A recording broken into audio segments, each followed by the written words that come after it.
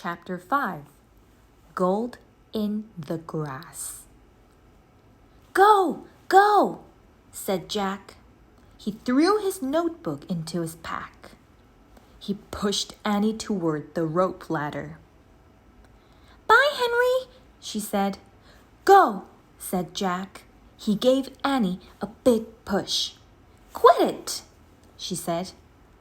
But she started up the ladder. Jack scrambled after her. They tumbled into the treehouse. They were panting as they looked out the window at the dinosaur. He was standing on the hilltop, eating flowers off a tree.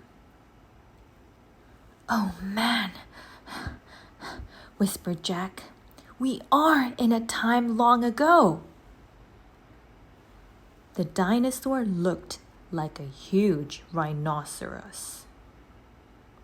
Only he had 3 horns instead of 1. 2 long ones above his eyes and 1 on his nose. He had a big shield-like thing behind his head. "Triceratops," said Jack. "Does he eat people?" whispered Annie. "I'll look it up." Jack grabbed the dinosaur book. He flipped through the pages. "There," he said. He pointed to a picture of a triceratops. He read the caption. "The Triceratops lived in the late Cretaceous period. This plant-eating dinosaur weighed over 12,000 pounds.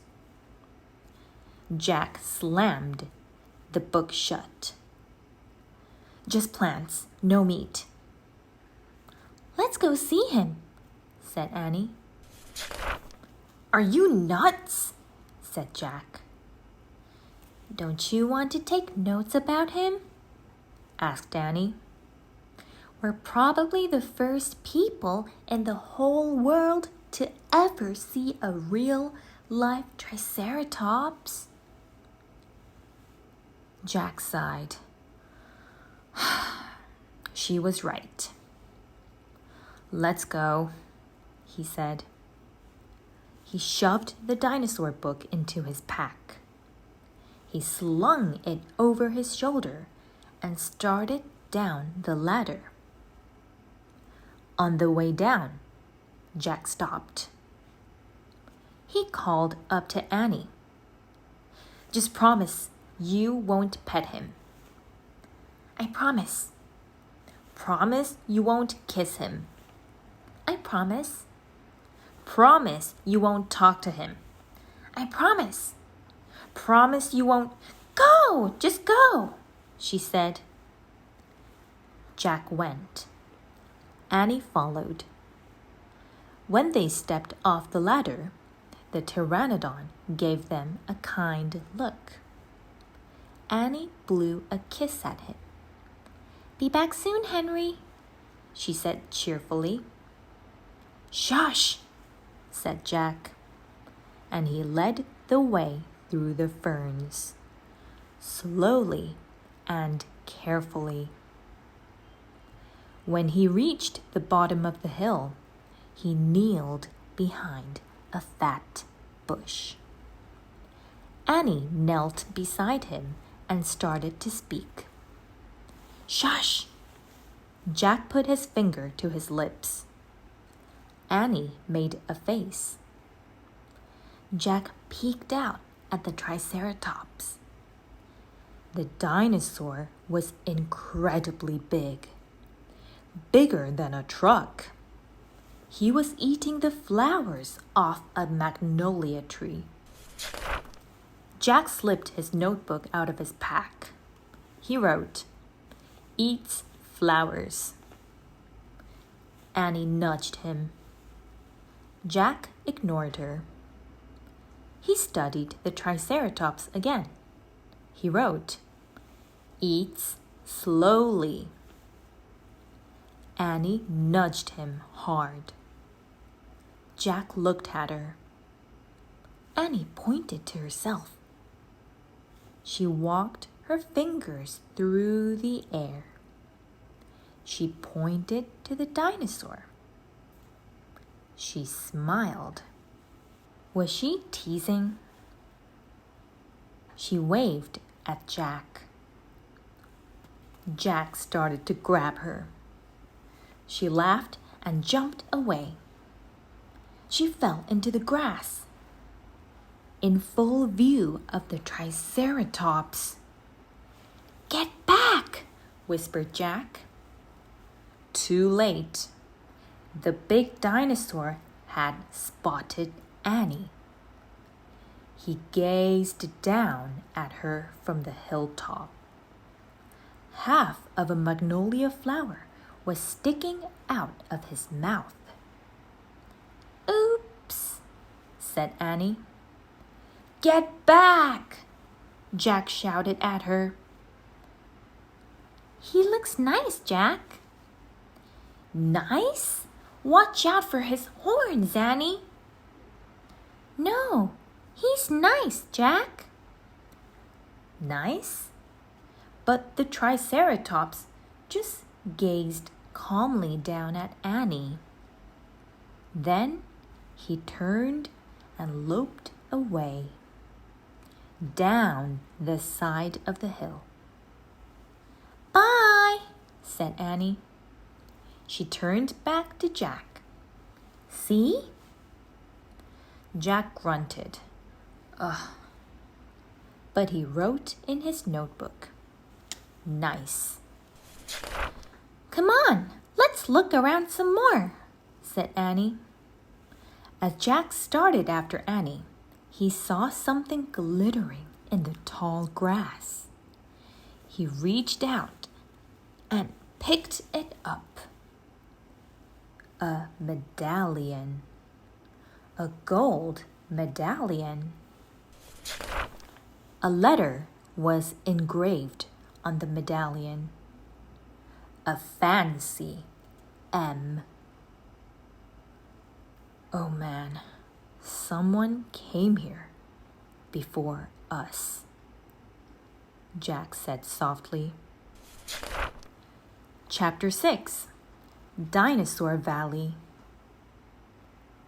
"Annie, look at this," Jack called. "Look what I found." Annie had gone up to the hilltop. She was busy picking a flower from the magnolia tree. "Annie, look! A medallion!" But Annie wasn't paying attention to Jack. She was staring at something on the other side of the hill. "Oh, wow," she said. "Annie!" Clutching her magnolia flower, she took off down the hill. "Annie, come back!" Jack shouted. But Annie had disappeared. "I'm going to kill her," Jack muttered.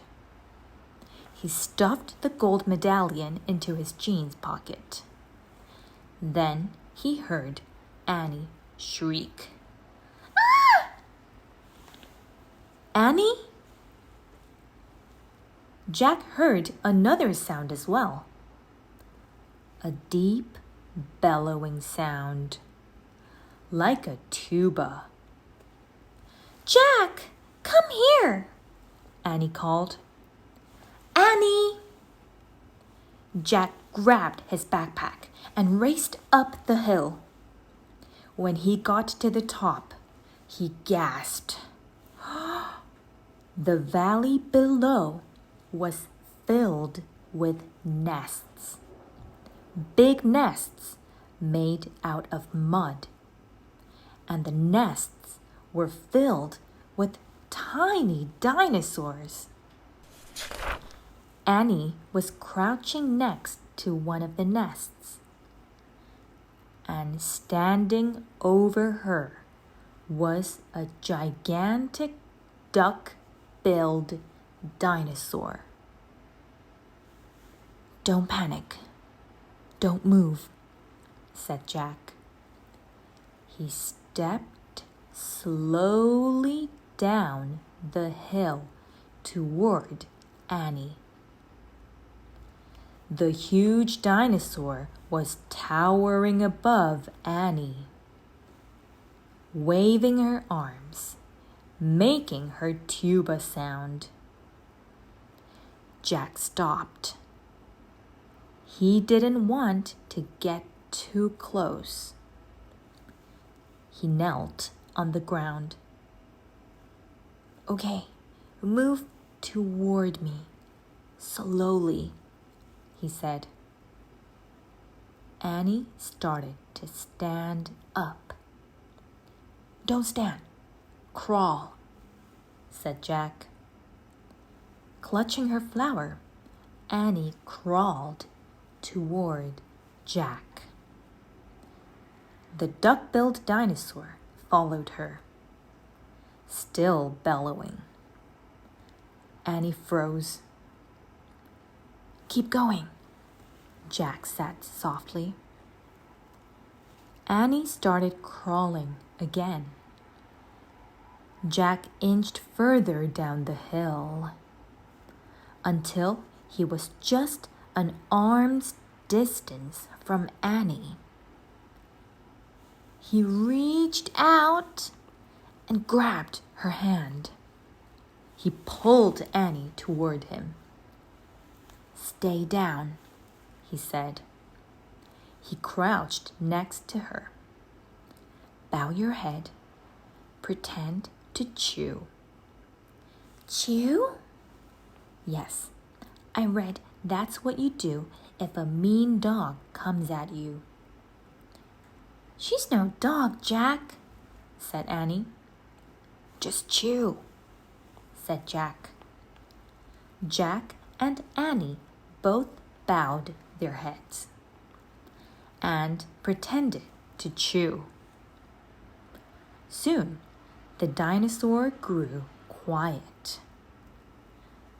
Jack raised his head.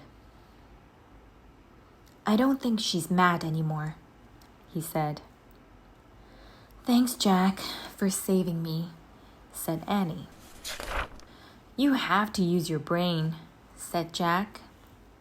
"You can't just go running to a nest of babies. There's always a mother nearby." Annie stood up. "Annie!" Too late. Annie held out her magnolia flower to the dinosaur. "I'm sorry I made you worry about your babies," she said. The dinosaur moved closer to Annie. She grabbed the flower from her. She reached for another. "No more," said Annie. The dinosaur let out a sad tuba sound. "But there are more flowers up there," Annie said. She pointed to the top of the hill. "I'll get you some." Annie hurried up the hill. The dinosaur waddled after her. Jack quickly examined the babies. Some were crawling out of their nests. Where were the other mothers? Jack took out the dinosaur book. He flipped through the pages. He found a picture of some duck-billed dinosaurs. He read the caption. "The Anatosauruses lived in colonies. While a few mothers babysat the nests, others hunted for food. So there must be more mothers close by." "Hey, Jack!" Annie called. Jack looked up. Annie was at the top of the hill, feeding magnolia flowers to the giant Anatosaurus. She's nice too, Jack, Annie said. But suddenly, the Anatosaurus made her terrible tuba sound. Annie crouched down and started to chew. The dinosaur barged down the hill. She seemed afraid of something. Jack put the book down on top of his pack. He hurried up to Annie. I wonder why she ran away, said Annie. We were starting to be friends. Jack looked around. What he saw in the distance almost made him throw up. An enormous, ugly monster was coming across the plain. He was walking on two big legs and swinging a long, thick tail and dangling two tiny arms. He had a huge head, and his jaws were wide open. Even from far away, Jack could see his long, gleaming teeth. Tyrannosaurus Rex, whispered Jack.